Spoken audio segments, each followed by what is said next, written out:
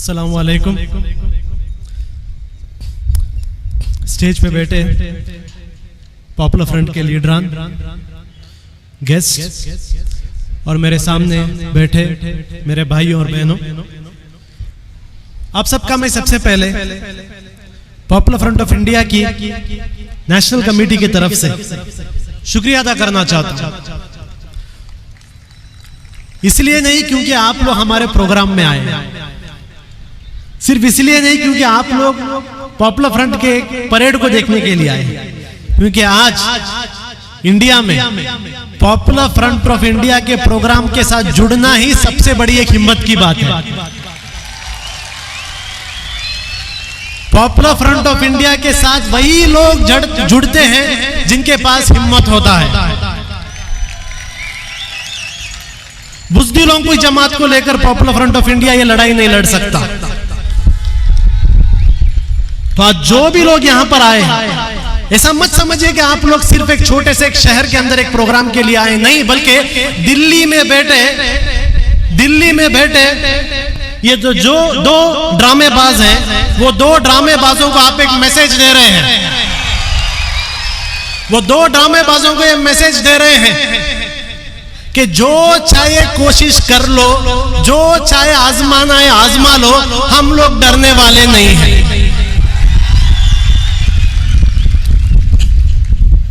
एक जमाना था हमें पूरे इंडिया में जाकर पॉपुलर फ्रंट की तारुफ करनी पड़ती थी, इंट्रोडक्शन देना पड़ता था। हमेशा हम जाते थे, लोग पूछते थे क्या है पॉपुलर फ्रंट, कौन है पॉपुलर फ्रंट, कहां से है पॉपुलर फ्रंट। हमारे पास ना तो इतने पैसे थे, ना तो इतने मीन्स थे कि गली गली जाकर लोगों से कहते पॉपुलर फ्रंट क्या है। हम लोग हर जगह मीडिया से रिक्वेस्ट करते थे हमारा प्रेस रिलीज पब्लिश करो। हम मीडिया वाले से कहते थे हमारा फोटो पब्लिश करो। हम मीडिया वाले से कहते हैं आओ हमारा प्रोग्राम कवरेज करो। लेकिन एक जमाना था जब कोई नहीं आता था, लेकिन आज पूरे इंडिया के गांव गांव में बच्चे बच्चे को पता है पॉपुलर फ्रंट क्या है। और आज यहां पर भी बहुत सारे लोग आए हैं, वही गोदी मीडिया के लोग, अलग अलग लोग आए यहां पर। वो कोई पॉपुलर फ्रंट की पॉजिटिव पब्लिसिटी के लिए नहीं आए। आज पॉपुलर फ्रंट के प्रोग्राम में वो कुछ ऐसे बात चुनने के लिए आए जिसको लेकर कल हेडलाइंस होगा। और उनसे मैं वादा करता हूं इंशाअल्लाह आज मेरे स्पीच में आपको जरूर ऐसे पॉइंट्स दूंगा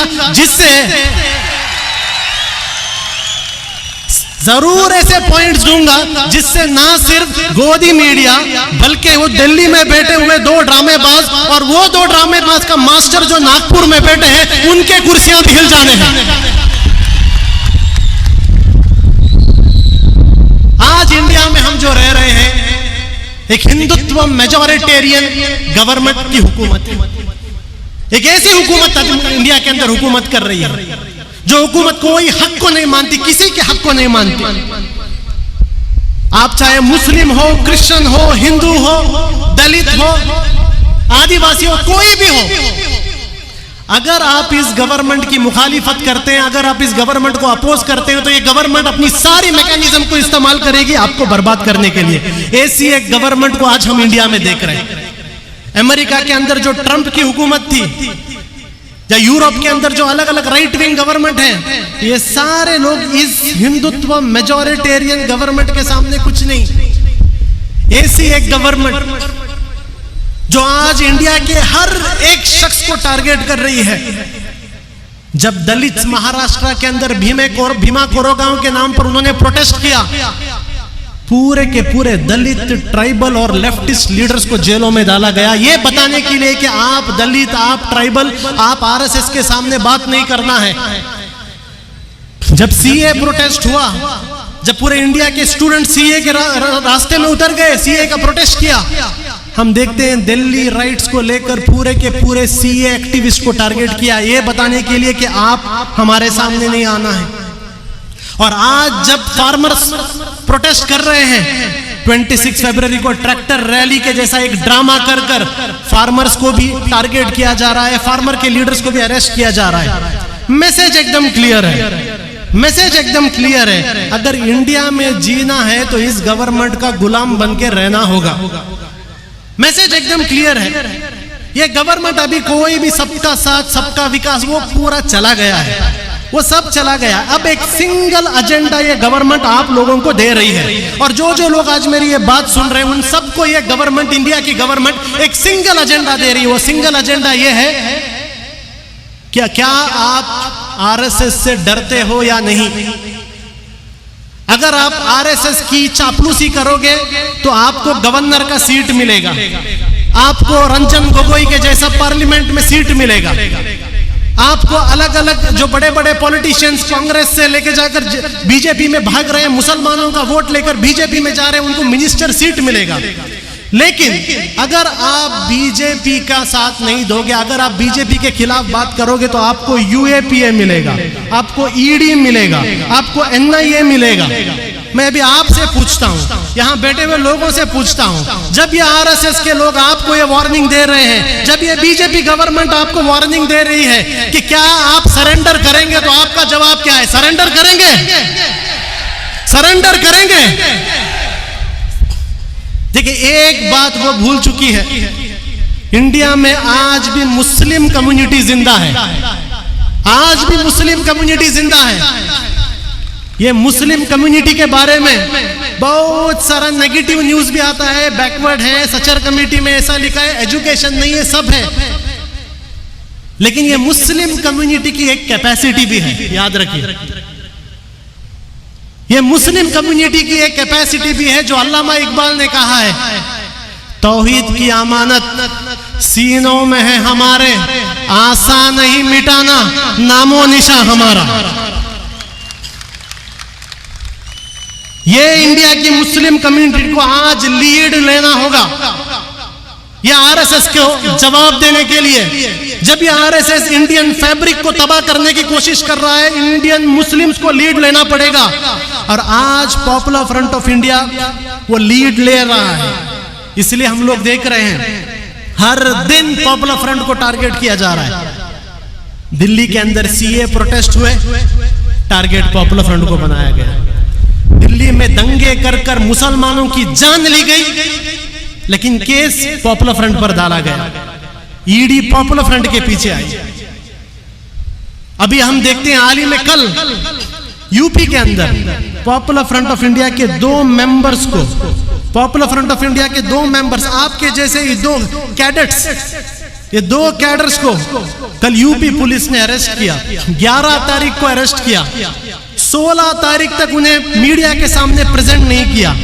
और कल जब हमने केरला में पुलिस कंप्लेंट फाइल किया, तब शाम को लेके आकर वहां पर एक प्रेस कॉन्फ्रेंस करते हैं, और प्रेस कॉन्फ्रेंस में बताया जाता है कि ये लोग ब्लास्ट करने आए थे, ये लोग टेररिस्ट अटैक करने आए थे, ये लोग एक्सप्लोजिव लेके घूम रहे थे।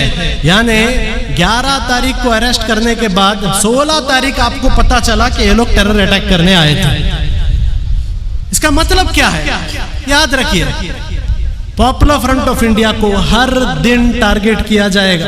मैं यहाँ बैठे हुए हर एक आदमी से कहता हूं, अगर कोई सोच रहा है कि पॉपुलर फ्रंट को टारगेट बंद हो जाएगा, गलत फहमी है। एवरी डे, हर दिन पॉपुलर फ्रंट पर एक नया इल्जाम लगाया जाएगा, पॉपुलर फ्रंट को नया टारगेट किया जाएगा। पॉपुलर फ्रंट के मेंबर्स से भी मैं यहां पर कहना चाहता हूं, रेडी हो जाओ, यूएपीए आने वाला है, ईडी केसेस आप पर पड़ने वाले हैं, एनआईए आपके पीछे आने वाला है, नेशनल सिक्योरिटी एक्ट आप पर लगाने वाले हैं, सेडिशन केस आप पर लगाने वाले हैं, ये सारे चीज आने वाले हैं। इस सब के लिए रेडी रहने का एक वक्त आ गया है, ये सब चीज आएगा। और उम्मीद मत कीजिए कि ये जो दिल्ली के अंदर बैठे जो आरएसएस के 2 प्रचारक हैं, ये प्रचारक कुछ रहम दिखाएंगे। ये ऐसे प्रचारक हैं जो बचपन से आरएसएस के शाखा में बैठकर मनुवाद सीखे हुए लोग हैं। वो मनुवाद जो कहता है कि पूरा का पूरा हुकूमत एक छोटे ग्रोह के हाथ में रहना है। यहाँ पर मुस्लिम्स उनके दुश्मन है, यहाँ पर क्रिश्चियंस उनके दुश्मन है, यहाँ पर कम्युनिस्ट उनके दुश्मन है। ऐसे एक आइडियोलॉजी का ट्रेंड हुए 2 लोग आज इंडिया को चला रहे हैं। इनसे कोई भी उम्मीद मत रखिए, सिर्फ एक ही उम्मीद रखिए। वो उम्मीद ये है कि हर दिन आपको टारगेट किया जाएगा। मैंने सुना मंगलोर के अंदर एसडीपीआई के एक्टिविस्ट एसडीपीआई जिंदाबाद बोल रहे थे और यहां पर केस डाला गया उन पर यह कहकर कि वो पाकिस्तान जिंदाबाद कह रहे हैं। देखिए, इसमें आप अरेस्ट हुए हैं, हमारे जो मेंबर्स अरेस्ट हुए हैं, आप उसमें शर्म मत कीजिए। शर्म यहां की पुलिस को करना है, शर्म दक्षिण कन्नड़ की पुलिस को करना है। आप शर्म मत कीजिए। मैं कहता हूं जो लोग अरेस्ट हुए उनको सेलिब्रेट कीजिए, हीरो बनाइए उन्हें। वो 3 लोग जो अरेस्ट हुए हैं दक्षिण कन्नड़ में, वो आपके हीरो हैं। और यहां पर शर्म किसको होना है? यहां पर दक्षिण कन्नड़ की पुलिस को होना है, जो बीजेपी गवर्नमेंट के प्रेशर में आकर अपनी कॉन्स्टिट्यूशनल ड्यूटी को छोड़कर बीजेपी का गुलाम बन रही है। उन्हें शर्म आना चाहिए, हमें नहीं। हमारे हीरो हैं, वो जेल के अंदर है। अंसद बी फिरोज जो आज यूपी के जेल में, हमारे हीरो हैं वो। और मैं इस स्टेज से आज कहता हूं, पॉपुलर फ्रंट ऑफ इंडिया के पास जो कुछ है, पॉपुलर फ्रंट के पास जो कुछ है, सब कुछ लगा देंगे उनके इंसाफ के लिए इंशाअल्लाह। जो कुछ है सब लगा देंगे। ये तंजीम बनाए हम लोग ऐसे कैडर्स की वजह से। ये तंजीम में कोई लीडर्स नहीं है। कौन से बड़े बड़े खानदानी लीडर्स को उठाकर ये तंजीम नहीं बनाए। ये तंजीम ये कैडर्स ने बनाया। और ये तंजीम में जो कुछ है इन कैडर्स के लिए है। और जो कुछ भी लगेगा इंशाल्लाह इनके इंसाफ के लिए हम लोग लगाएंगे। चंद लोग सवाल करते हैं, पॉपुलर फ्रंट को क्यों टारगेट किया जा रहा है? क्यों टारगेट किया जा रहा है पॉपुलर फ्रंट को? सिंपल आंसर है, आज इंडिया के अंदर जब पूरी की पूरी एक सोसाइटी और स्पेशली मुस्लिम कम्युनिटी को स्लेव बनाने की कोशिश किया जा रहा है, गुलाम बनाने की कोशिश किया जा रहा है, ऐसे वक्त में इस कम्युनिटी को होप देने वाली तंजीम पॉपुलर फ्रंट है। जब सब लोग कहते थे आप कागज दिखाओ, कागज दिखाओ, कागज दिखाओ, जब इस कम्युनिटी के अंदर डर पैदा करने की कोशिश किया जा रहा था कि आपका सिटीजनशिप निकाला जाएगा, उस वक्त इस कम्युनिटी को कहने वाली एक तंजीम है कि बॉयकॉट एनआरसी, बॉयकॉट सीए। एक भी डॉक्यूमेंट नहीं दिखाएंगे, हमारे मुल्क है वो, आप कौन होते हो हमसे डॉक्यूमेंट पूछने वाले? ये होप देने वाली एक तंजीम है, दुश्मन के आंखों में आंखें डालकर बात करने वाली एक तंजीम है। जहां जहां और ये कारवान रुकने वाला नहीं। आपको जो रोकना है रोक लो, जो कोशिश करना है कर लो, जो उठाना है उठा लो, क्या करना है कर लो, जो भी ट्राई करना है कर लो, ये रुकने वाला नहीं। हम उम्मीद दे रहे हैं लोगों को, जिनके पास आवाज नहीं उनकी आवाज है। आज मैं ये स्टेज में रुक के जो बात कर रहा हूं, क्या ये मेरे अल्फाज हैं? ये मेरे अल्फाज नहीं है, ये आपके अल्फाज हैं क्या नहीं? ये आपके अल्फाज हैं। इंडिया में रहने वाले 20 करोड़ मुसलमान और कहीं सारे ऑप्रेस सेक्शंस, इन सब की आवाज आज पॉपुलर फ्रंट बना है। और ये लोग चाहते हैं कि ये ऑप्रेस सेक्शंस और मुसलमानों का आवाज को कंप्लीटली साइलेंट किया जाए, इसलिए पॉपुलर फ्रंट को टारगेट किया जा रहा है। तीसरा चीज, पॉपुलर फ्रंट कॉम्प्रोमाइज नहीं करता। पॉपुलर फ्रंट कॉम्प्रोमाइज नहीं करता। ये लोग बहुत खुश होते हैं, ये लोग बहुत खुश होते अगर पॉपुलर फ्रंट कॉम्प्रोमाइज कर लेता। हमें भी चंद हमारे मुस्लिम कम्युनिटी के बड़े बड़े लीडर आकर कहते हैं थोड़ा कॉम्प्रोमाइज कर लीजिए, थोड़ा कॉम्प्रोमाइज कर लीजिए। हम लोग कहते हैं कॉम्प्रोमाइज जो अल्फाज है ये हमको हमारे तंजीम ने सिखाया नहीं। हमारे तंजीम ने हमने बहुत कुछ सिखाया है, बहुत कुछ सिखाया है, लेकिन ये कॉम्प्रोमाइज हमारे तंजीम ने हमें नहीं सिखाया। हमारे आंखों के सामने, हमारे आंखों के सामने जब जुल्म होता है, हमारे आंखों के सामने जब इनजस्टिस होता है, वो टाइप कॉम्प्रोमाइज करना पॉपुलर फ्रंट के डीएनए में नहीं है। जो आदमी वो जुल्म कर रहा है उसके हाथ को पकड़ना, उसके हाथ को पकड़ना और फेंकना, ये पॉपुलर फ्रंट के डीएनए के अंदर है। चाहे पॉपुलर फ्रंट का एक मेंबर हो या पॉपुलर फ्रंट के 1000 मेंबर हो, अगर हमारे सामने इनजस्टिस हुआ हम लोग खामोश बैठने वाले नहीं है। इनजस्टिस किस पर भी हो, किस पर भी हो। पॉपुलर फ्रंट से इनको बहुत बड़ी एक नाराजगी यह है कि पॉपुलर फ्रंट ऑफ इंडिया यह बता रहा है कि इंडिया का असल दुश्मन कौन है। आज मैं आपके सामने बताता हूं इंडिया का असल दुश्मन कौन है। इंडिया का असल दुश्मन बिना किसी डाउट के आरएसएस है, बिना किसी डाउट के। इंडिया में अगर कोई कैंसर है, कोविड आया चला गया, पोलियो आया चला गया, इसके लिए वैक्सीन भी आ जाता है। लेकिन आरएसएस ऐसा एक वायरस है जिसके लिए अभी तक कोई वैक्सीन नहीं आया। इंशाअल्लाह वो वैक्सीन पॉपुलर फ्रंट लेके आएगा, जरूर वो वैक्सीन हम लोग लेके आएंगे, हर जगह देंगे हम आरएसएस को वैक्सीन, क्योंकि हमें पता है आरएसएस कौन है। हम जानते हैं इंडिया के अंदर हिंदू मुस्लिम प्रॉब्लम नहीं है। क्लियर कर देता हूं, हिंदू मुस्लिम नाम का प्रॉब्लम है ही नहीं इंडिया के अंदर। ये जो मीडिया में आपको बताया जाता है हिंदू मुस्लिम, जब भी आपके सामने कोई कहे हिंदू मुस्लिम, आप कह दो यहां पर हिंदू मुस्लिम प्रॉब्लम नहीं, यहां पर सिर्फ एक प्रॉब्लम है, आरएसएस वर्सेस मुस्लिम। इधर आरएसएस वर्सेस मुस्लिम। और इसलिए मैं आज स्टेज से पूरे इंडिया के आवाम से कहता हूं, आरएसएस को पहचानिए। जानिए आपके डिस्ट्रिक्ट का आरएसएस लीडर कौन है, जानिए अपने डिस्ट्रिक्ट का आरएसएस का भौतिक प्रमुख कौन है, जानिए अपने डिस्ट्रिक्ट का आरएसएस का शारीरिक प्रमुख कौन है, जानिए उनको, पहचानिए उनको कौन है। क्योंकि ये लोग आपके असल दुश्मन हैं। जो आपके साथ रहने वाले जो हमारे हिंदू भाई हैं, वो लोग हमारे दुश्मन नहीं, हमारे दुश्मन आरएसएस है। तो आरएसएस को पहचानिए। इंडिया में रहने वाले हर एक दलित, हर एक ट्राइबल, हर एक मुसलमान, हर एक बैकवर्ड की एक जिम्मेदारी है, उसको आरएसएस को पहचानना है। और मैं आपसे चैलेंज में कहता हूं, मैं आपसे चैलेंज में कहता हूं कि जिस दिन आप आरएसएस को पहचानना शुरू करेंगे, ये जब भागेंगे इस तरीके से भागेंगे कि इन्हें याद भी नहीं रहेगा कि इनका यूनिफॉर्म चड्डी से पैंट हो गया है, इन्हें याद भी नहीं रहेगा। ऐसे भागेंगे। आपको सिर्फ एक काम करना है, आरएसएस को पहचानिए, जानिए आरएसएस कौन है, आपके डिस्ट्रिक्ट में कौन है, आपके मंडल में कौन है, बस जानिए, पहचान के रखिए बस। अरे जानिए कि कोई भी हिंदू मुस्लिम प्रॉब्लम नहीं है। हम 60 सालों से, हजारों साल से हिंदू मुस्लिम इंडिया के अंदर साथ रहे। इंडिया में कोई हिंदू मुस्लिम प्रॉब्लम नहीं है। इंडिया में प्रॉब्लम है तो सिर्फ आरएसएस का प्रॉब्लम है। और popular front of India RSS को एक्सपोज कर रहा है। हम बता रहे हैं कि कितने बड़े बुज़दिल हैं। ये जो बड़े बड़े लिंचिंग के वक्त आते हैं ना, 25 लोग 30 लोग मिलकर एक बेकसूर आदमी को जब मारने के लिए आते हैं, लेकिन बहुत सारे वाक्य ऐसे हैं जो मीडिया के अंदर नहीं आया। जब यही दो मजलूम लोग रुककर हिम्मत के साथ इस 30-40 भगोड़े आरएसएस वालों का सामना करते हैं, ये लोग भाग जाते हैं। इतनी बुज़दिल कौम ये आरएसएस है। ये आरएसएस की बुज़दिली को हमें एक्सपोज करना है। We have to export their कवर्डनेस।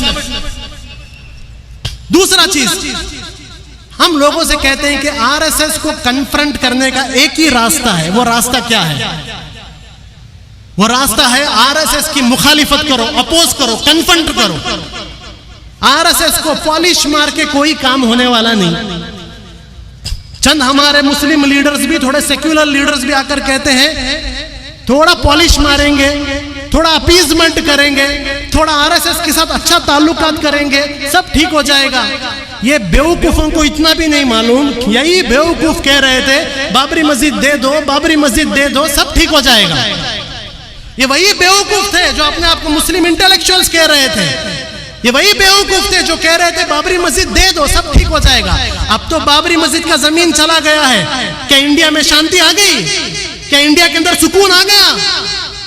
Babri मस्जिद दे दी है, गवर्नमेंट के तरफ से ट्रस्ट बना दिया मंदिर बनाने के लिए, लेकिन आज मंदिर के कलेक्शन के नाम पर गली गली में दंगे हो रहे हैं। मध्य प्रदेश में दंगे हो रहे हैं, यूपी में दंगे हो रहे हैं। अगर इनको मंदिर के लिए जगह मिल गई तो दंगे क्यों हो रहे हैं इंडिया के अंदर? क्यों मुसलमानों पर अटैक हो रहे हैं? मंदिर मस्जिद की जमीन तो मिल गई ना। कहाँ है वो बेवकूफ लोग जो आकर कह रहे थे कि जगह दे दो, जगह दे दो, सब ठीक हो जाएगा? अब जगह मिल गया, फिर क्यों इंडिया में मुसलमानों पर अटैक हो रहा है? क्यों मुसलमान मर रहे हैं? क्यों जाने जा रहे हैं? क्यों मस्जिदों पर अटैक हो रहा है? क्यों घरों को जलाया जा रहा है? क्यों हमारे दुकानों को जलाया जा रहा है? क्यों? वो इसलिए क्योंकि इन्हें कभी भी मंदिर से कोई लेना देना नहीं था। इन्हें कभी भी कोई मंदिर से लेना देना नहीं था। इनका कोई भी हिंदू धर्म से कोई लेना देना नहीं है। इसलिए मैं कह रहा हूं आरएसएस और हिंदू धर्म का कोई भी रिलेशनशिप नहीं है। आरएसएस इंडिया का सबसे बड़ा एंटी हिंदू है। आरएसएस इंडिया का सबसे बड़ा एंटी हिंदू है। पूरे दुनिया में हिंदू कम्युनिटी का नाम आरएसएस ने खराब किया है, हमने खराब नहीं किया। आज अमेरिका के बड़े बड़े सेलिब्रिटीज इंडिया के हिंदू कम्युनिटी के बारे में बात करते हैं, हमने बताया कि उन्हें ये आरएसएस के कारनामों की वजह से हुआ। तो आरएसएस के सामने अपीजमेंट पॉलिटिक्स कर कर, आरएसएस के सामने झुककर पॉलिश मारकर कुछ नहीं होता। आरएसएस के सामने एक ही सॉल्यूशन है, वो सॉल्यूशन क्या है? आंखों में आंख डालकर बात करो।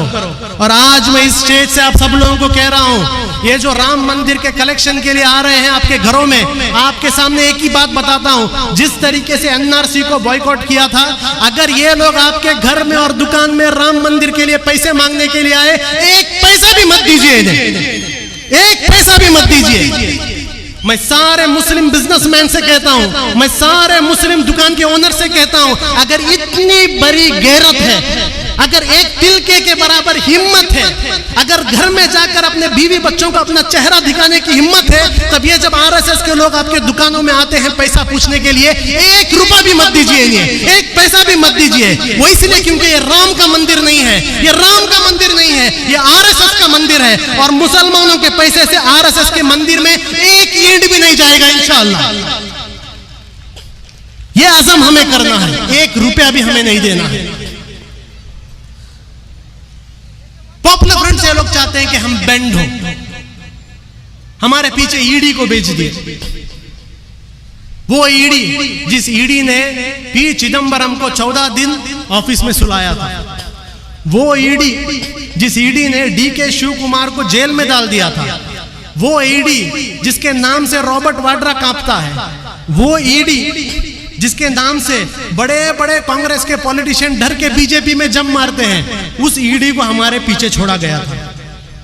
ईडी आई हमारे पीछे, रेड भी हुआ, मेरे घर में भी रेड हुआ, लेकिन रेड के बाद हमने ईडी को भी समझाया, भाई पॉपुलर फ्रंट के घर में और ऑफिस में रेड मारना मतलब कोई पॉलिटिशियन के घर में रेड मारना जैसा नहीं है।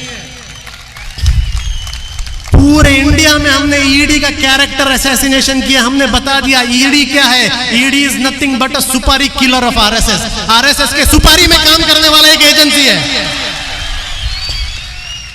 जिस तरीके से एनआईए को हमने निकाह इन्वेस्टिगेशन एजेंसी बना दिया था, निकाह इन्वेस्टिगेशन एजेंसी बना दिया था, आज पूरे इंडिया के अंदर सबको हमने बता दिया है कि ईडी से डरने की जरूरत नहीं, ईडी को कन्फ्रंट करो, लीगली डेमोक्रेटिक कन्फ्रंट करे। और ऐसी हिम्मत हमारे मेंबरों के अंदर थी कि बिहार का एक छोटा सा गांव जहां पर हमारे स्टेट जनरल सेक्रेटरी, एक गरीब भाई, हमारा एक गरीब भाई, कोई बड़ा करोड़पति पॉलिटिशियन नहीं है, गरीब भाई के घर में जब ईडी के लोग रेड किए, उस बिहार के दरभंगा के छोटे से गांव के लोगों के अंदर भी पॉपुलर फ्रंट ने हिम्मत दी कि ईडी को हमने वहां से जाने नहीं दिया जब तक ईडी ने लिख कर नहीं दिया कि उन्होंने क्या सीज किया है। ये हमने सिखाया इंडिया को। एनआईए को भेज रहे हैं। अब थोड़े दिन पहले इनकम टैक्स हमारे पर नोटिस आया। आपको पता है पॉपुलर फ्रंट पर इनकम टैक्स नोटिस क्यों आया? पॉपुलर फ्रंट पर इनकम टैक्स नोटिस इसलिए आया क्योंकि हमने हादिया को हेल्प किया। हमको इनकम टैक्स का डायरेक्टर कहता है, आपने हादिया को कैसे हेल्प किया? हादिया तो कन्वर्शन हुआ था। जब सुप्रीम कोर्ट ने कहा था कि it is a matter of individual liberty, एक इंसान के पर्सनल हुकूक की एक बात है, सुप्रीम कोर्ट ने कहा, सुप्रीम कोर्ट के राय को भी ये इनकम टैक्स डायरेक्टर बीजेपी की बात सुन के रिजेक्ट कर कर हमसे कह रहा है कि आपने हादिया को हेल्प क्यों किया। वो हमसे कह रहा है कि आपके डोनर्स ने इनकम टैक्स नहीं भरा। वो हमसे कह रहा है कि आपके डोनर्स के पास पैन कार्ड नहीं है। हमने भी जवाब दिया कि भाई नरेंद्र मोदी 2014 से पैन कार्ड बनाओ बोल रहा है। नरेंद्र मोदी हर दिन डिजिटल इकोनॉमी की बात कह रहा है। निर्मला सीतारामन आकर इनकम टैक्स भरो बोल रहे हैं। जब इतना पूरा गवर्नमेंट की एजेंसी को इस्तेमाल करके इंडिया में सिर्फ 4% लोग इनकम टैक्स भर रहे हैं, तो पॉपुलर फ्रंट के ऊपर जिम्मेदारी कैसे आई कि लोगों का इनकम टैक्स भराने के लिए?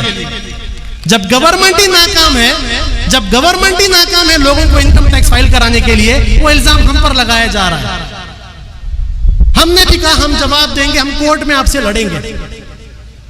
अब बहुत से लोग मुझसे पूछते हैं, ईडी आपके पीछे आ गया, एनआईए आपके पीछे आ गया, इनकम टैक्स आ गया, अभी स्पेशल टास्क फोर्स STF आपके पीछे आया, आपको डर क्यों नहीं लगता? आपको डर क्यों नहीं लगता? हमारा जवाब सिंपल है। पॉपुलर फ्रंट का हर एक लीडर, पॉपुलर फ्रंट का हर एक मेंबर हर दिन जब सुबह को उठता है, हम ये सोच के उठते हैं कि आज मेरे जिंदगी का सबसे बुरा दिन होगा, आज मेरे जिंदगी का सबसे बुरा दिन होगा।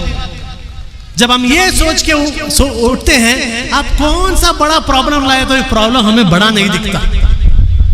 आप हमें ED से डराना चाहते हैं, आप हमें UAPA केस से डराना चाहते हैं, आप हमें सेडिशन केस से डराना चाहते हैं, आप हमें नेशनल सिक्योरिटी एक्ट से डराना चाहते हैं।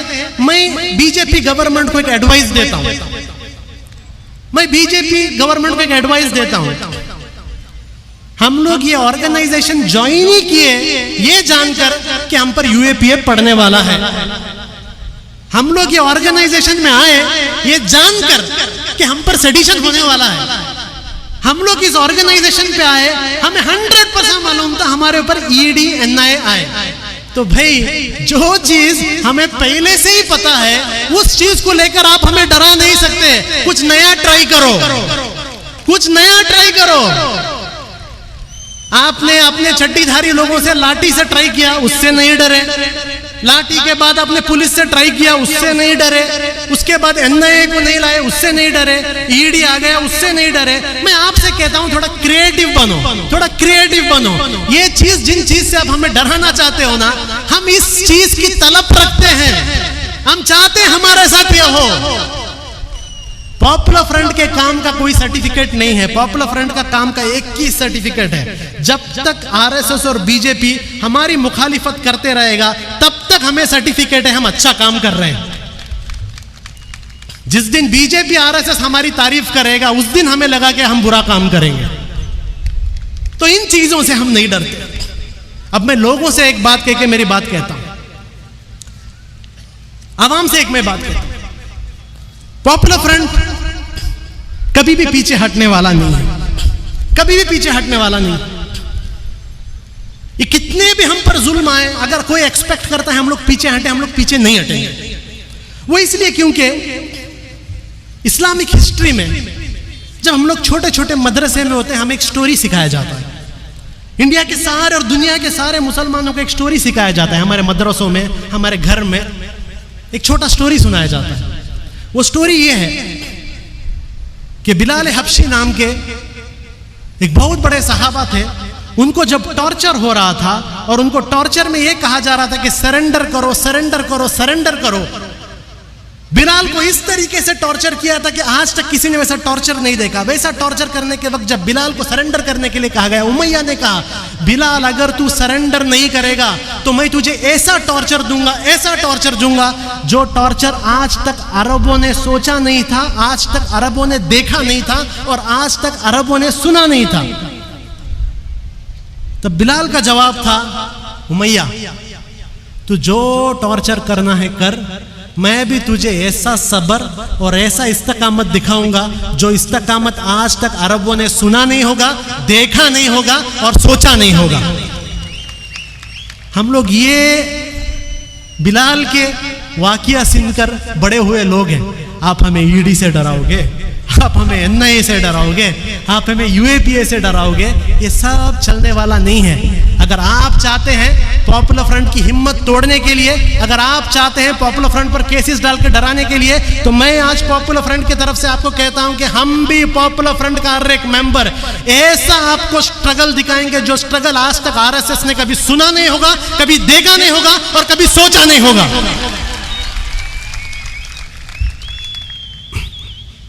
पॉपुलर फ्रंट की ये लड़ाई अकेली लड़ाई नहीं है, ये पूरी की पूरी इंडियन सोसाइटी की लड़ाई है।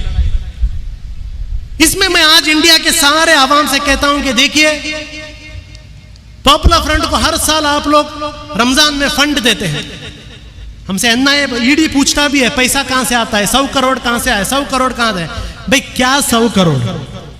पॉपुलर फ्रंट पूरे इंडिया में अगर एक दिन रास्ते में उतरे, 100 नहीं 500 करोड़ हम लोग कलेक्ट करने की कैपेसिटी है हमारे अंदर।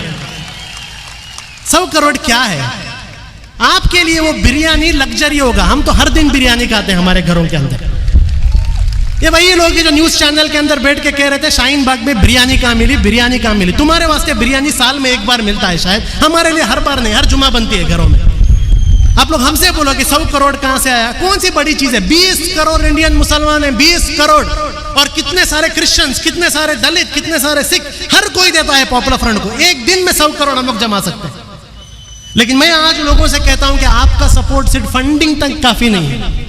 चंद लोग सिर्फ फंडिंग करते हैं, सिर्फ फंडिंग कर कर काफी नहीं है। आज के बाद आपका सपोर्ट फंडिंग से एक स्टेप आगे भी चाहिए। जो काम, जो कैंपेन्स पॉपुलर फ्रंट करता है, हम चाहते हैं कि आप लोग भी हमारे साथ कंधे से कंधा मिलाकर हमारे सारे कैंपेन्स में, हमारी सारी लड़ाई में हमारा साथ दें। यह होगा आपकी जिम्मेदारी। अभी वो दिन गया कि आप लोग अपने घर के अंदर एसी डालकर ये सोचेंगे ये पॉपुलर फ्रंट और आरएसएस वाले अपना काम कर लेंगे। नहीं, ये पॉपुलर फ्रंट आरएसएस का प्रॉब्लम नहीं है। हर वो शख्स जो आरएसएस के साथ नहीं है वो टारगेट होने वाला है। 21 इयर्स की एक एनवायरनमेंट एक्टिविस्ट जिसके माँ बाप मोदी के सपोर्टर थे, उस एनवायरनमेंट एक्टिविस्ट दिशा को भी इन्होंने नहीं छोड़े। 80 साल के बुजुर्ग जो सिख हमारे फार्मर्स हैं, उन लोगों को भी ये लोग खालिस्तानी बोल रहे हैं। तो ये छोड़ दीजिए कि सिर्फ पॉपुलर फ्रंट का प्रॉब्लम है, वो गया। पॉपुलर फ्रंट का प्रॉब्लम नहीं, हर वो शख्स जो आरएसएस के साथ नहीं वो आज प्रॉब्लम में है, वो टारगेट में है। तो ये लड़ाई सिर्फ पॉपुलर फ्रंट को साल में एक बार फंड देके लड़ाई काफी नहीं, फंड भी देना है। जितना आप पिछले साल दिए थे इंशाल्लाह इस रमजान में आपके पास आएंगे, उससे ज्यादा फंडिंग हमें इंशाल्लाह आपके पास से चाहिए इस बार। लेकिन उसके साथ साथ पॉपुलर फ्रंट के साथ रुकना भी है। जब पॉपुलर फ्रंट पर हमला होता है, जब पॉपुलर फ्रंट को बदनाम करने की कोशिश की जाती है, हम चाहते हैं कि पूरी की पूरी कम्युनिटी की तरफ से आवाज आए, पूरी की पूरी कम्युनिटी की तरफ से आवाज आए, पूरी की पूरी कम्युनिटी इनको जवाब दे। और आज जो आप लोग यहां पर जमे हैं, आप लोग तो सिर्फ एक पर्सनल लेवल पर जमे हैं, लेकिन मैं इतना बता देता हूं, आज आपका यहां पर जमना और पूरे इंडिया में जो आज पॉपुलर फ्रंट डे में जो आवाम जमी है, इससे बड़ा थप्पड़ ये नरेंद्र मोदी, अमित शाह और इनके पूरी गैंग को इससे बड़ा थप्पड़ कहीं पर पड़कर नहीं, ये थप्पड़ आप लोग आज दे रहे हैं, जो आज आप लोग हमारे साथ खड़े हैं। बस ये मैं आपसे कहना चाहता हूं कि लड़ाई बहुत लंबी है। इंडिया के डेमोक्रेटिक सेटअप, इंडिया के कॉन्स्टिट्यूशन और इंडिया के सेक्युलर फैब्रिक को बचाने की लड़ाई है। जो लड़ाई टीपू सुल्तान ने लड़ी थी, जो लड़ाई कुनी मोहम्मद हाजी ने लड़ी थी, वो लड़ाई को वापिस हमें लड़ना है। इस बार कोई बाहर से आया हुआ दुश्मन नहीं है। इसी नागपुर से एक फैसिस्ट ऑर्गेनाइजेशन हमारे देश के डेमोक्रेसी, कॉन्स्टिट्यूशन, माइनॉरिटी राइट्स को तबाह करने पर निकली है। तो अब घर पर बैठेंगे तो नहीं होगा। जिस तरीके से आप लोग सीए के वक्त रास्ते पर उतरे थे, अभी वापिस जब ये सीए आएंगे, वापिस आप लोगों को रास्ते पर उतरना होगा। वापिस आपको हक के लिए लड़ना होगा, और सिर्फ मुसलमानों के हक के लिए नहीं। जब भीमा कोरेगांव में दलितों को हमला किया, आपको दलितों के लिए हक के लिए लड़ना पड़ेगा। जब क्रिश्चियंस के चर्चों पर अटैक होगा, आपके क्रिश्चियंस के लिए लड़ना होगा। जब फार्मर्स और सिख लोगों पर वहां पर हमला हो रहा है, लाठी पड़ रहा है, उन्हें खालिस्तानी कह रहे हैं, उनके हक के लिए लड़ने की जिम्मेदारी इंडियन मुस्लिम सोसाइटी की है। और ये लड़ाई हमें लड़नी है। हमारा इस बार का नारा यही है, for the nation with popular front.